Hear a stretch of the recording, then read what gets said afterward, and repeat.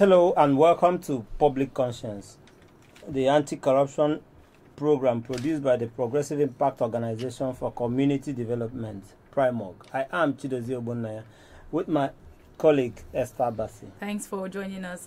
On Public Conscience, we seek to evolve a corruption-free society by drawing government and citizens' attention to corruption reports and issues for prompt democratic actions against them. We also promote the integrity by amplifying rare cases of the display of honesty by public and private individuals.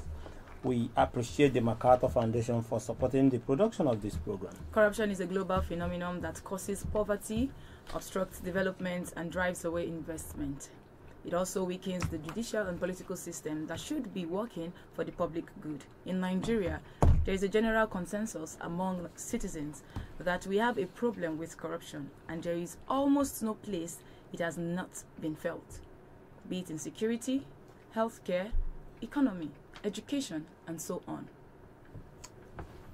In simple terms, corruption can be defined as honest and fraudulent acts by those in power, typically involving bribery, extortion, nepotism, influence peddling, graft, embezzlement, and so on.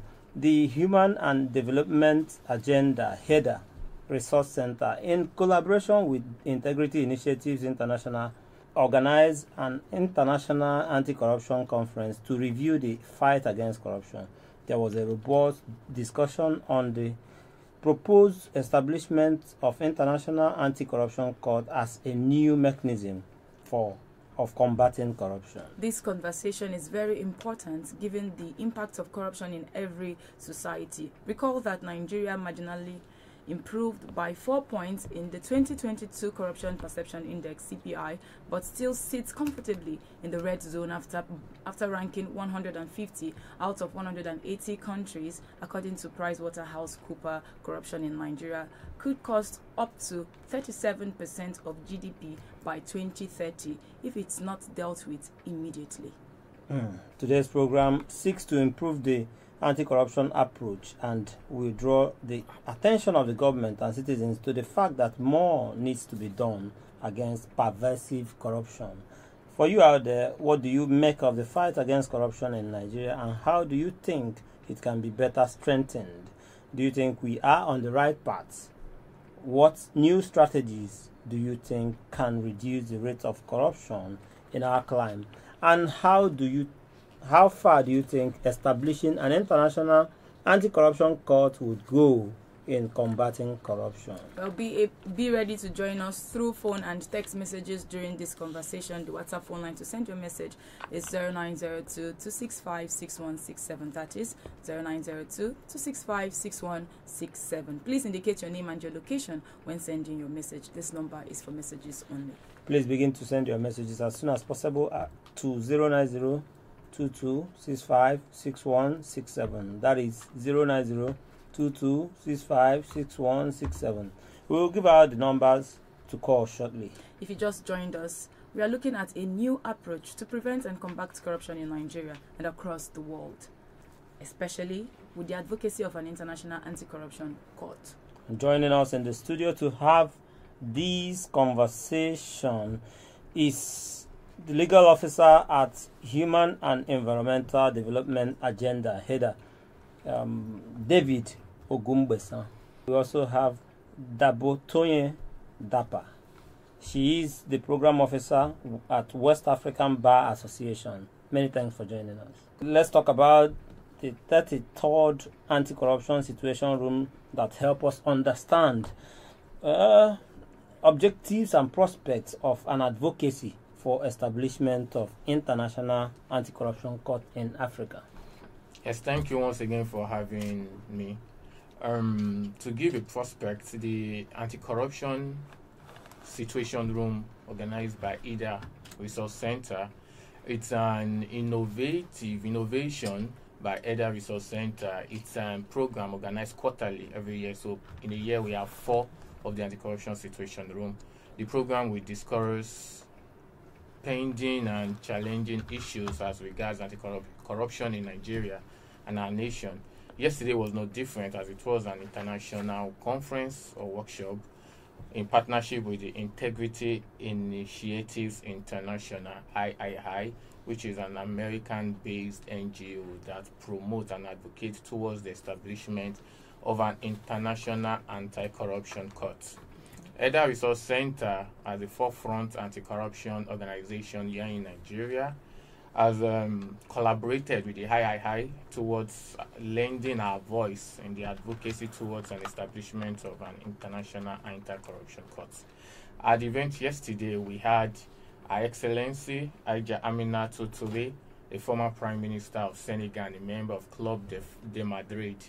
Club de Madrid is an association of former head of states and governments of nations, and she was here in Nigeria to lend her voice and support towards the establishment of an international anti-corruption court. We understand that corruption is a cancer, and is when it spreads, it touches the rich, the poor, and downtrodden.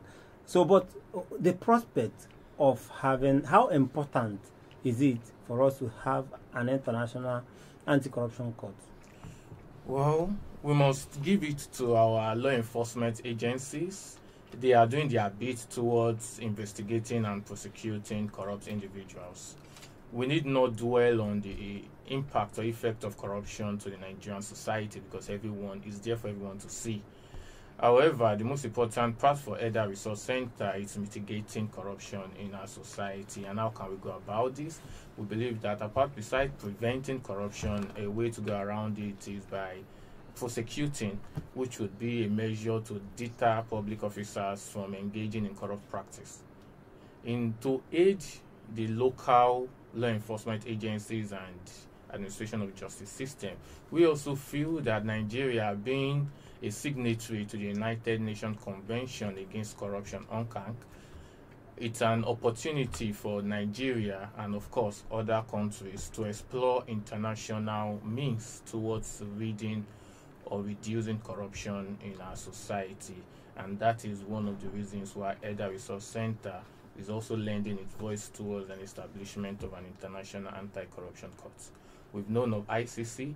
ICC has done quite a lot towards war crime and its effects on the people over the years, and they've recorded tremendous progress. We also feel that having an international anti-corruption court would also work well in mitigating corruption. It's going to cross boundary. The court would have jurisdiction to prosecute international public office holders that have done corrupt practice and have stolen public funds. And beyond just stealing public funds in a country, they've also transferred these funds to other countries through illicit means. So the court would have jurisdiction not just to trial public office holders that have stolen funds in one country, but have also taken these funds out of this country, and their judgment would transcend just one jurisdiction, but will go beyond one country to another. Thank you. Do you want to go on, or you're done? All right, fine. Thank you very much. That's well stated. Your submission there. But now let's come to the lady in the house. That is Tonye. That's Tonye. Yes. We can go by Tonye, right? That's true. All right. Thank you very much. A lot has been said already on this program. For the purpose of those listening to us, what difference would this special court against corruption make when we already have our ICPC and our EFCC fighting against corruption? Yeah, thank you for that. So, having this special anti-corruption court would help in the enforcement of, or would further help in the enforcement of this, because truthfully we have beautiful laws on paper to fight corruption, but are we actually feeling the impact? No, we are not, and then having this court, we have the problem of lack of political will. Corruption is a deep-rooted menace that you would look at it in different angles. Truthfully, there is no one. I don't think there's a simple approach to just look at corruption like this is just a straight line. Corruption is not a straight line. So there are different angles to look at corruption from, and these courts, I think, would help in the enforcement of these laws. Like David said, across borders, corruption is not a Nigerian thing. we have public officials, you know, hide the proceeds of corruption in different countries, and then because there's this limited jurisdiction, or for I don't know how to put it now, but we have this issue. So like David said, having these courts would also further enforce this judgment across Nigeria. Okay. Let me even bring it back to David, because a lot is on the pipeline. Are there countries already in support of this advocacy? Because I know that it's something that is going to cut across Africa. Are there countries already advancing support for this international anti-corruption court? So, like I mentioned earlier, the III, that is Integrity Initiatives International, the organization at the forefront advocating for the establishment of the International Anti-Corruption Court. EDA is the partner. In 2016, the first country that led its support towards the creation of an anti-corruption court is Colombia. And after Colombia, other world countries, leaders, past leaders have lent their voice. We have from Canada to Cameroon to Brazil to Chile to the USA to the UK.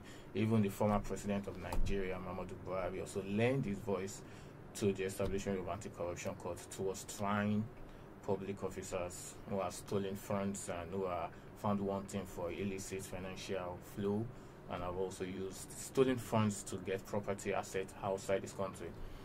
An example, we all know of the issue of the OPL 245, and the former Attorney General that was involved that went beyond just Nigeria. We had Shell involved, we have an Italian company also involved. So this transcends Nigeria. We have from Nigeria to the UK to the Italy, and then we have trial going on in Nigeria. We have another trial going on in the UK and another prosecution going on in the Italy. So if we have just one anti-corruption international court, instead of spending money trying these different entities and individuals in these 3 different jurisdictions, would have a situation whereby just this court is trying all of them. We get judgment, and this judgment is enforced worldwide wherever this money or the property is domiciled. So yes, we have countries who have lent their voice, we have civil society NGOs who have lent their voice, we have past leaders who have lent their voice. The former Prime Minister of Senegal here in Nigeria also speaking towards the establishment of an anti-corruption court, and how important it is to have such courts. Although yeah, it has its limitation, but we know that having an international court would go a long way in battling this menace called corruption. What is the next steps when we look at making it concretizing all this commitment? Yes, some countries are showing interest in, signing up for it, supporting it. The real business is, signing up for it and enforcing it, ensuring that your country is part of it. What's the next step? Okay, so EDA Resource Center, yesterday's event is the second in a row. We had such international conference last year, and we're having it this year, and it has shown how far we've gone, because we had a representative of the Attorney General of the Federation also lending his voice towards the establishment of an international court, because they also are aware of the challenges they face, especially when it comes to recovering these stolen funds that are out there, that are in the foreign jurisdiction.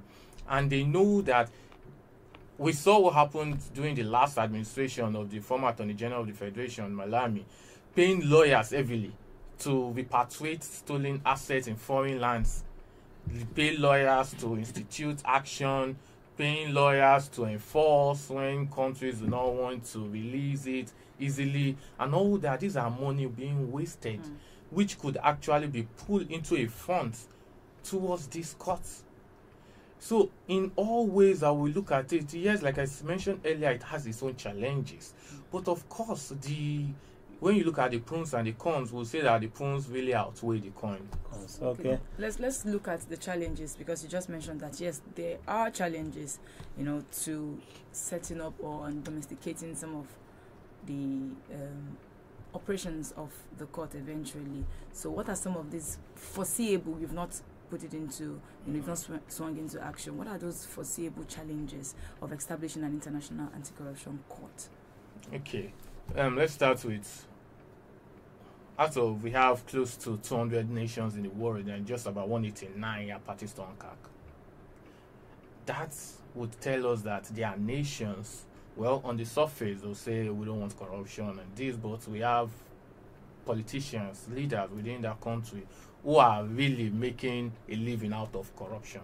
So yes, we have these politicians who are very powerful and influential and has the power and the resources to influence their nation. So we have nations who could resist the establishment of the courts.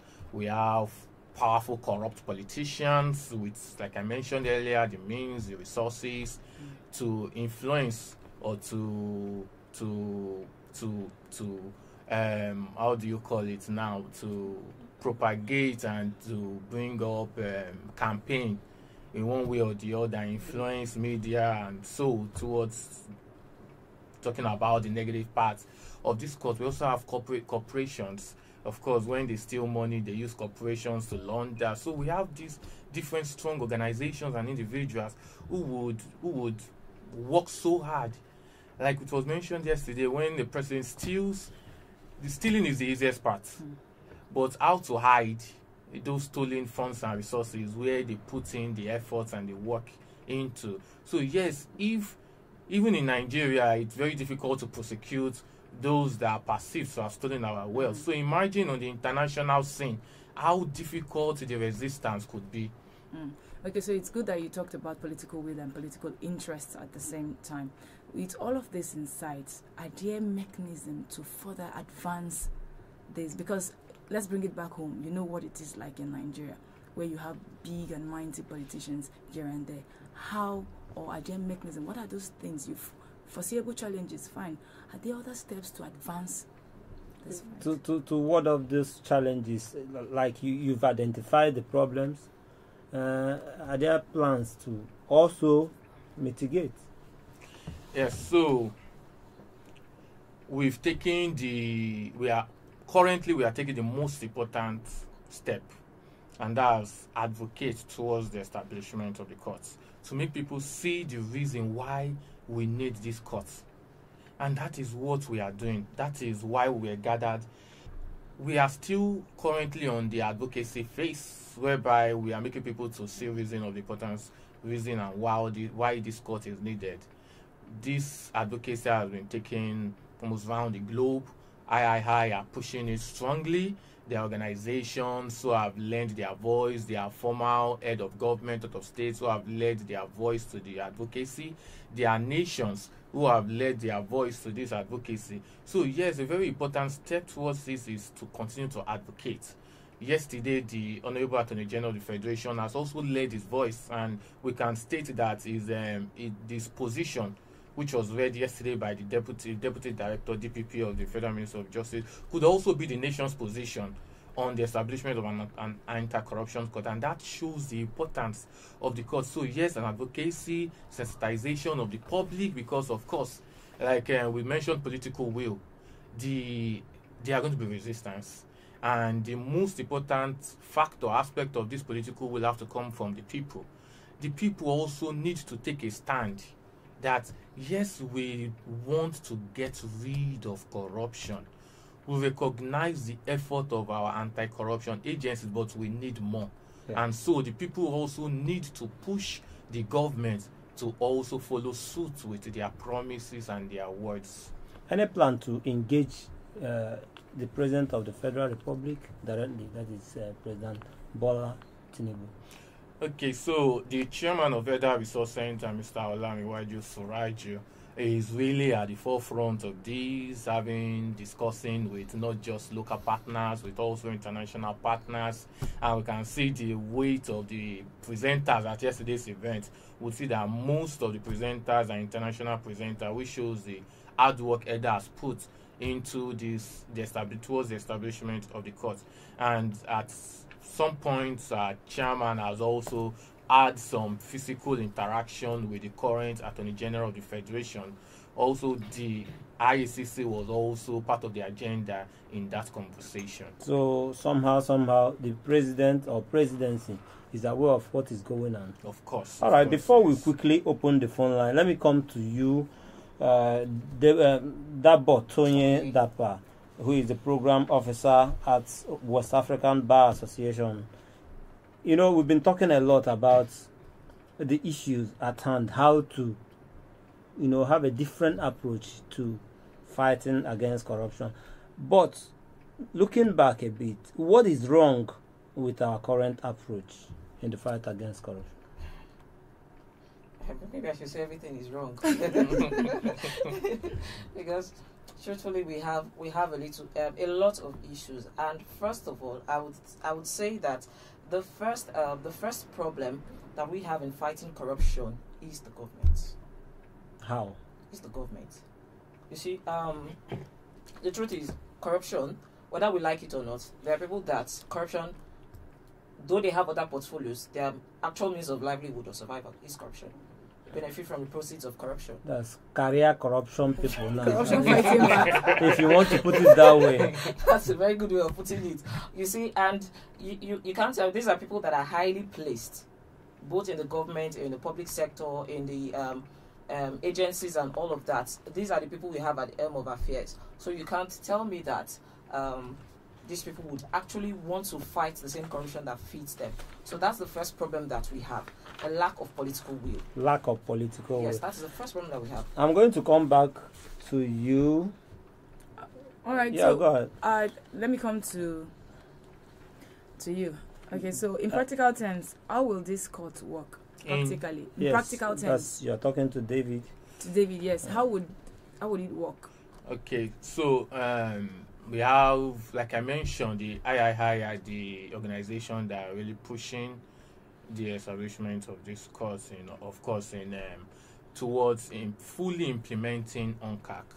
So currently, there is a board, there is a drafting committee being chaired by retired Justice Richard Coldstone, a former constitutional lawyer in the United States of America. So he's chairing the board of the drafting committee of the treaty.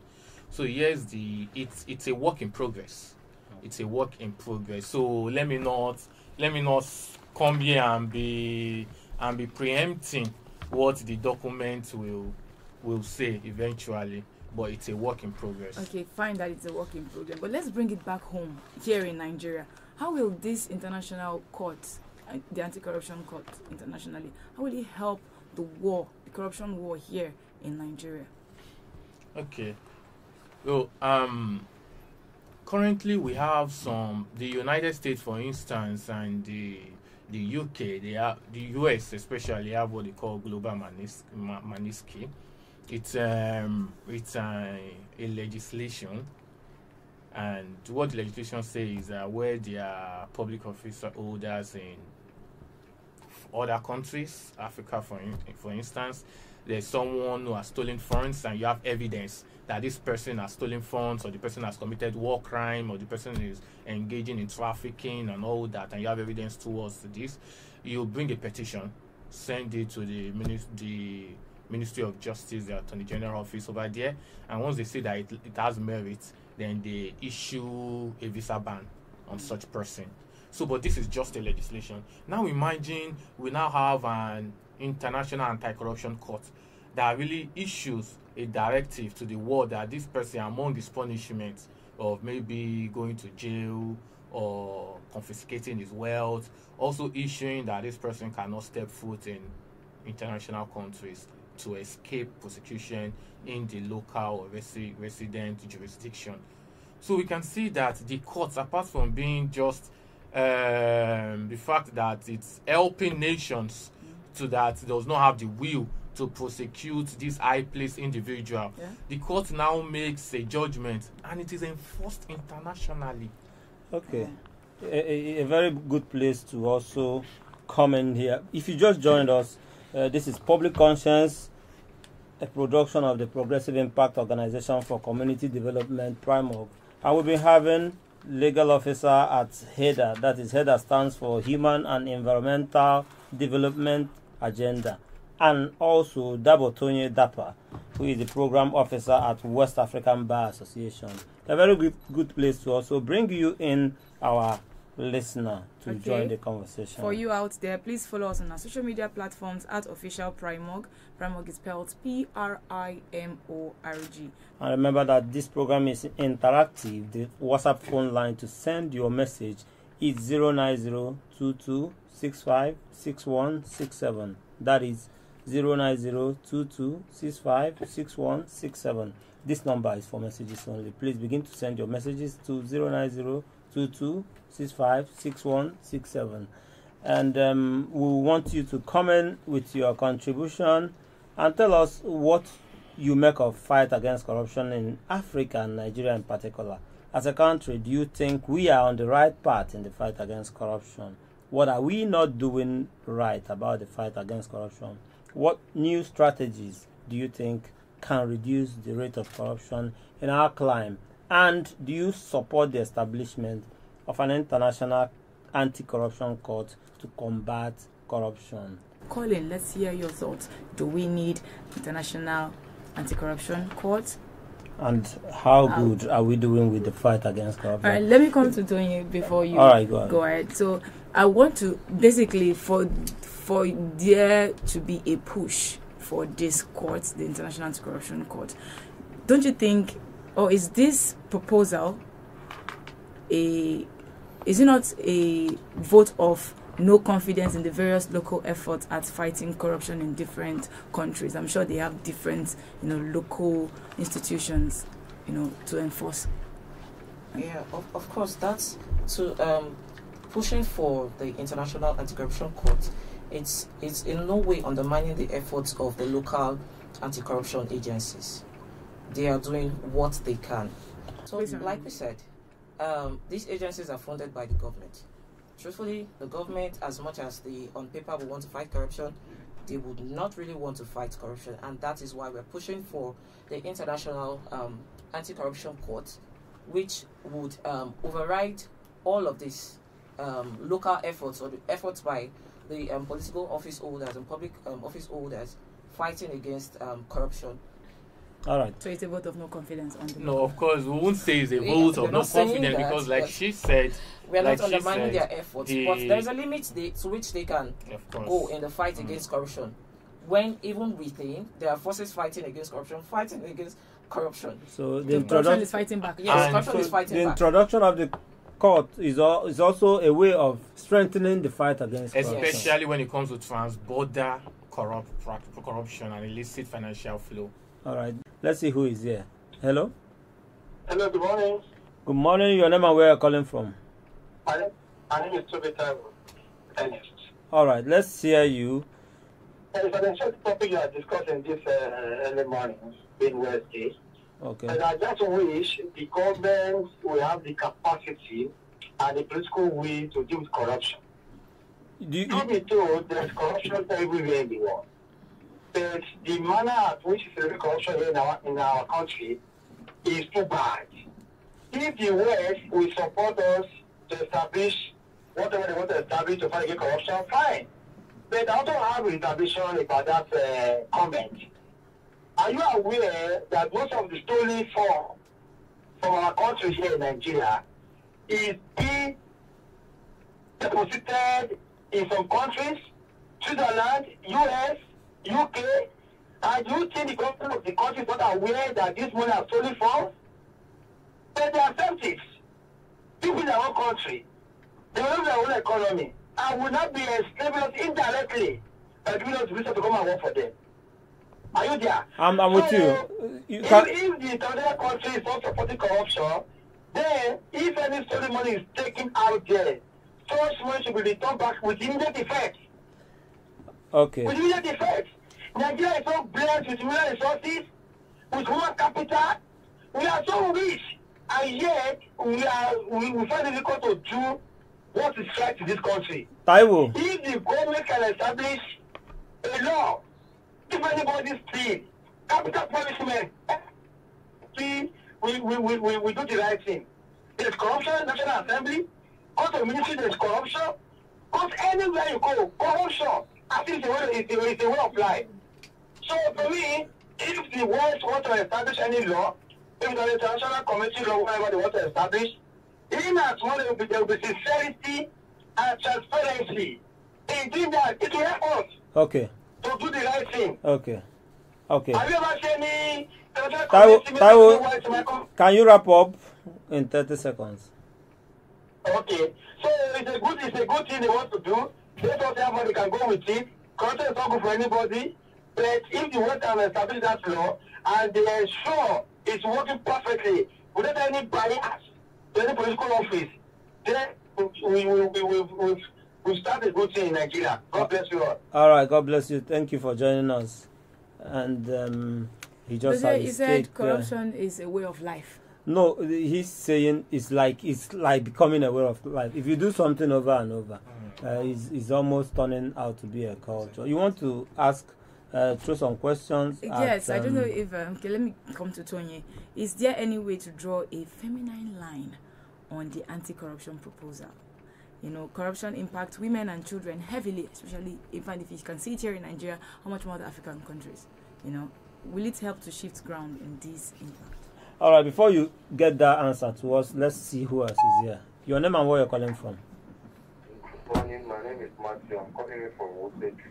All right, Matthew, let's hear you. Do you support the establishment of a special international anti-corruption court to fight corruption?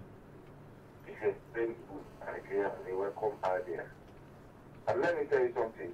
There's a competition going on in the Europe. And because of the strategy they have together, now the other countries are saying Russia will not participate. Russia under 17, both women and men will not participate in the competition that they're supposed to. And Russia is part of Europe. You understand? So you see, by so doing, I think they will limit the corruption to some extent and even reduce cash as well.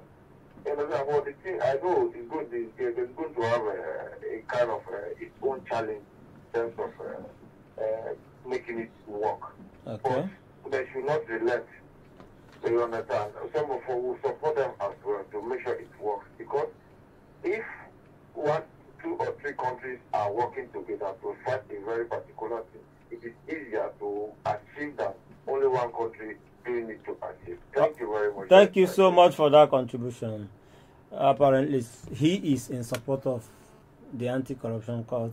Okay, please go ahead with your submission. Should I take it again? Yes, all right. So I said, is there any way to draw a feminine line on this anti-corruption proposal? Corruption impacts both women and children heavily. If it can happen in Nigeria, which we evidence too.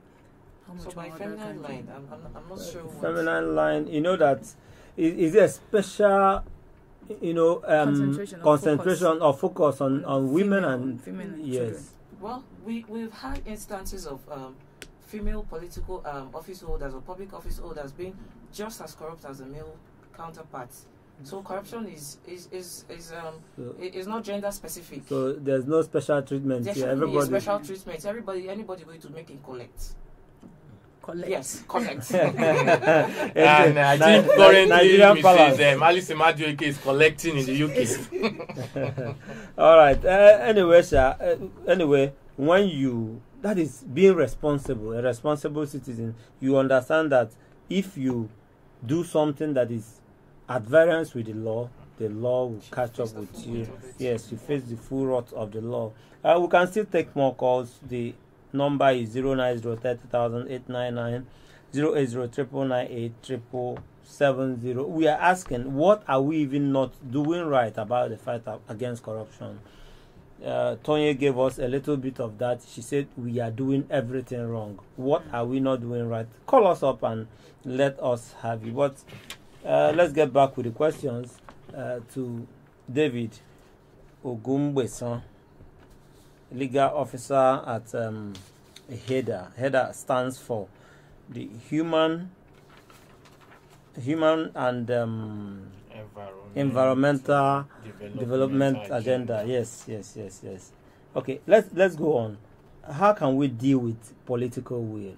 You have mentioned it, Tony mentioned it, that we have issues with political will to fight corruption. How can we tackle this? Wow.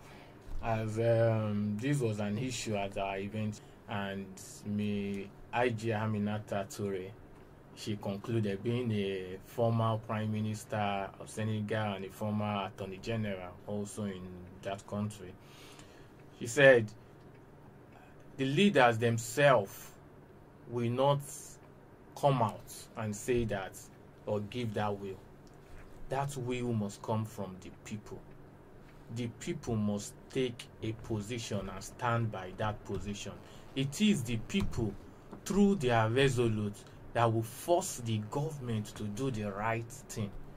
Not by violence, but by taking a peaceful and a strong collective position. Okay, I'll get back to you. Let me see who is here. Your name and where you're calling from? This is Comrade Israel from MacArthur of the state. Comrade, let's hear you. What are we not doing right about the fight against corruption? I think corruption has become so endemic in our system. And then until we take it, and we take serious, and I don't think can get us nowhere. When you say serious hand, what do you mean? Yeah, serious hand, it says that we should simplify the word corruption. Because just like the former president said, Jonathan, he said there is a difference between corruption and stealing. So there should be a line. Corruption and stealing. Whoever that steals, let that be a severe play for it. But to see everything other corruption is like we are just violating on nothing. But I think international body for corruption, when somebody, a fellow said before that even though the Western world, they are being corrupt because the money from Africa is in the position there and nothing is done to it. Corruption is a global thing, so he's right by saying. So what you said, when you have the international call for it, I think what we need to do is to domesticate the punishment here in Nigeria. That people who are finding this act should have a severe punishment. Go to Singapore, go to China. They are severe punishment for it. When you steal, the corruption, when you steal, you severe punishment for it. But in this part of the world, I think what we say that even though most people, most of our leaders in power today, they have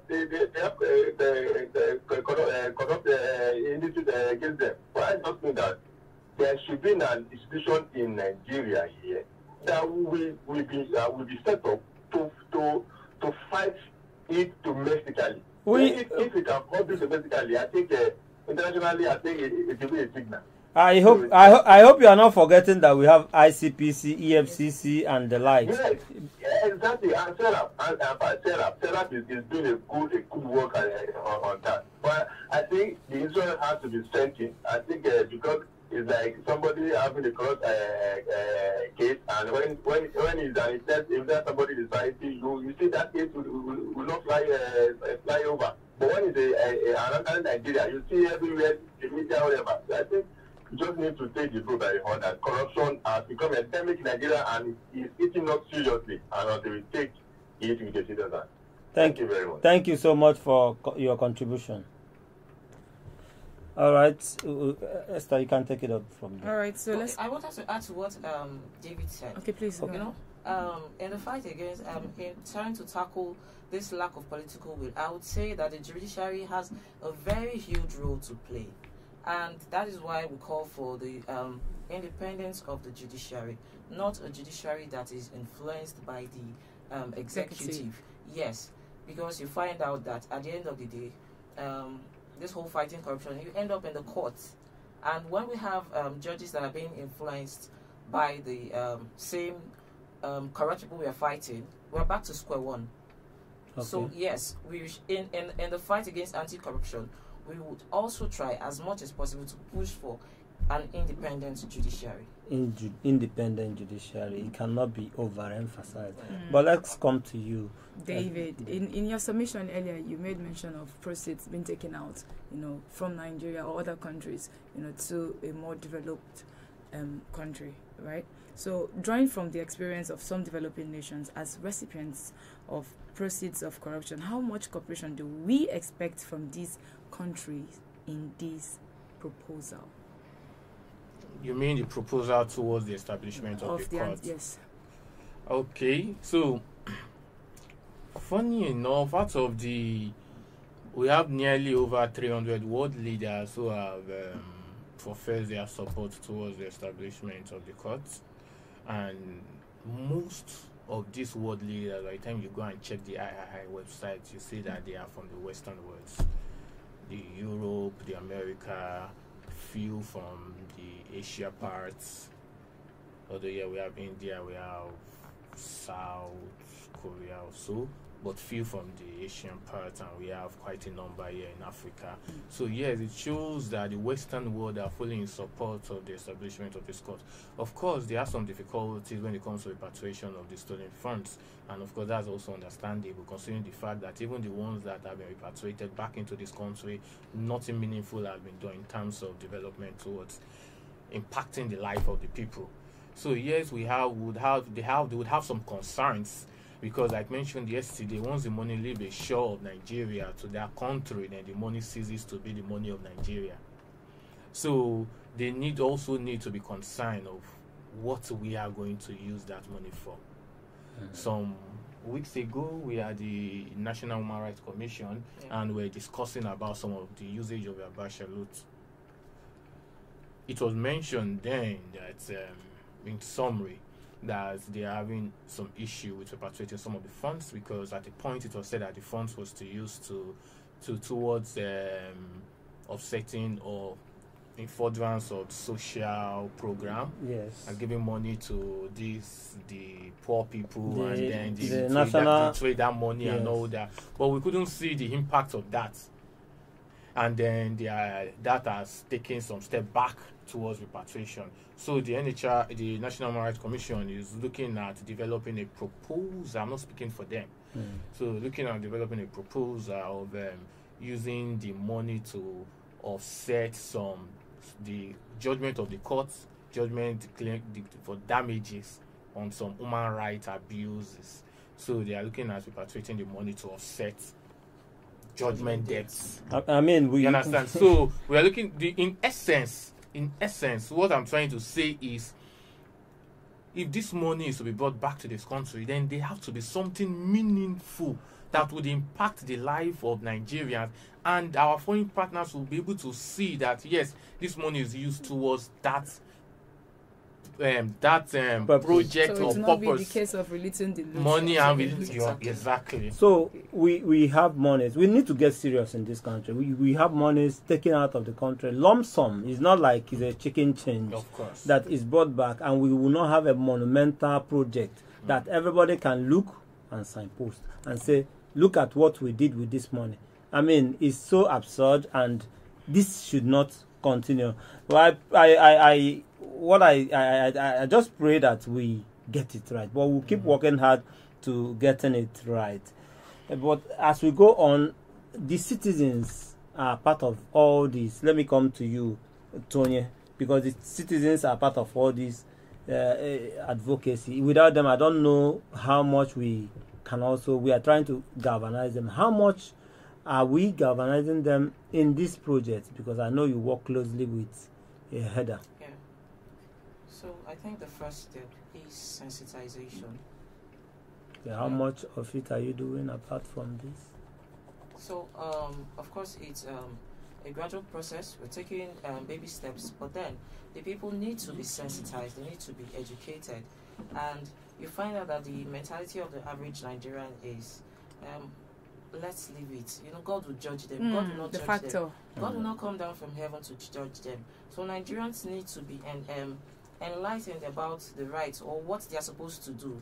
If this happens, these are the options available to you under the law. This is what you can do to redress this wrong that has been done. This is how to hold leaders accountable. This is how to hold political leaders accountable. So Nigerians need to be sensitized. They need to be educated about these things. So that is also a step in carrying the citizens along in fighting corruption. Because when the citizens, when the people are aware that, okay, we should not leave corruption for God to come and fight for us. We are the ones that would actually do it. I mean, you'll find out, you see people taking interest in even public interest litigation. People would actually pick interest in these things, and you see that we are able to make progress from there. Okay. And also in addition, I think the people largely, because we find a situation whereby they always had an emotional attachment to it. Yes, we know it is emotional, it is personal, I mean, but we need to detach emotion from practicability.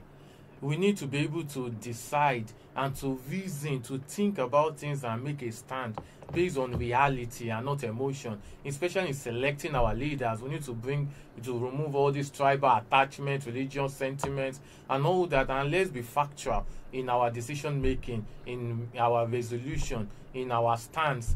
We need to be factual in everything we are doing in this country. As we begin to wrap up, David, what your last words for the government as we continue to advocate for an international anti-corruption court?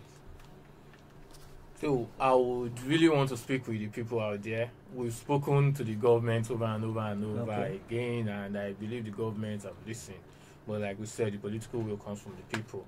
So we believe that the people also needs to take this advocacy. They really need to start talking about it. They really need to start engaging their House of Rep members, their House of Assembly members. They really need to buy into this idea.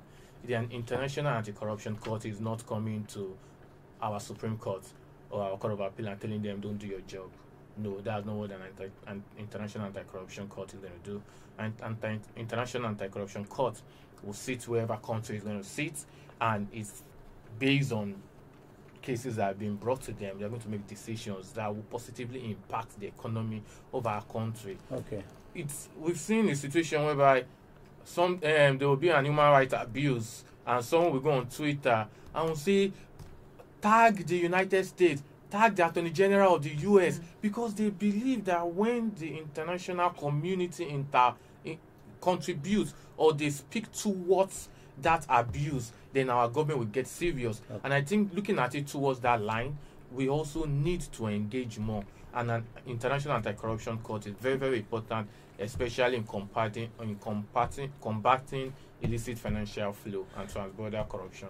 Many thanks to you, David. We can go on and on and on. Exactly. This issue, we cannot exhaust it today. It's been a robust conversation here, of course, Esther, I agree with you, Daisy. and it's about that time we have to make way for the next program. This is how we are drawing the curtains on today's program. Esther. For you out there, please visit our news website, primognews.org. That is primognews.org for all the details of our reports and interviews.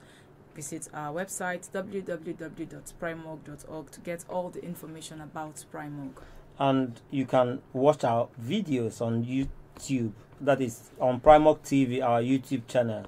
Please subscribe to get reminders when we have a new post. We appreciate our guest, who is the legal officer at Human and Environmental Development Agenda header. That is David Ogumbesan. Thank you for joining us today. Thank you for having me. And many thanks to Dabo Tonye Dapa, Program Officer, West African Bar Association. Thank you for joining us. Thank you for having me. All right, thank you all for joining us today. Public Conscience has the support of the John D. and Catherine T. MacArthur Foundation, committed to building a more just and verdant and peaceful world. Get more information about the foundation on its website, macfound.org. Okay, join us here again next week for another episode of Public Conscience.